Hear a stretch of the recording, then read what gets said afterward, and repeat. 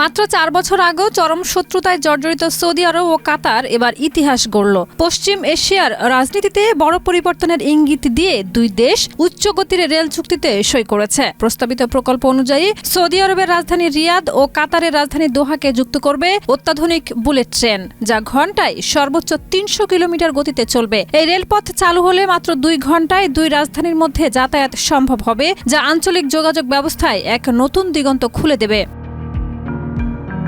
চলতি বছরের 8 ডিসেম্বর প্রকাশিত যৌথ বিবৃতি অনুযায়ী রিয়াদ থেকে দোহার হামাদ আন্তর্জাতিক বিমানবন্দর পর্যন্ত প্রায় 785 কিলোমিটার দীর্ঘ উচ্চগতির রেল লাইন নির্মাণ হবে, যার সঙ্গে আল হোকফু ও দাম্মামও যুক্ত হবে।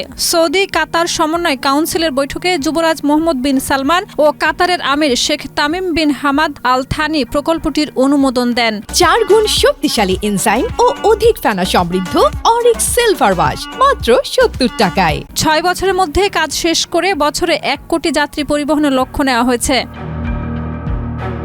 প্রায় $3064 কোটি এই প্রকল্পে 30,000-এর বেশি কর্মসংস্থান হবে বলে আশা করা হচ্ছে। বুলেট ট্রেন চালু হলে যাতায়াতের খরচ কমবে এবং দুই দেশের ব্যবসা ও পর্যটনে গতি আসবে।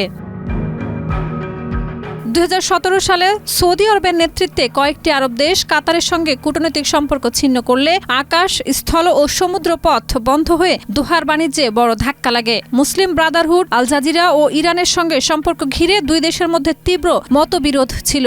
যদিও 2021 সালে আল উলার চুক্তিতে সম্পর্ক স্বাভাবিক হয়, তবু পারস্পরিক অবিশ্বাস পুরোপুরি কাটেনি।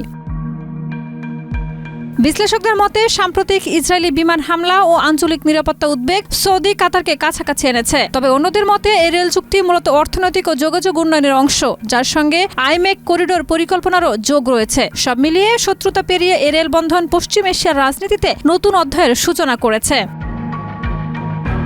শাহিদা রুবি, মাই টিভি।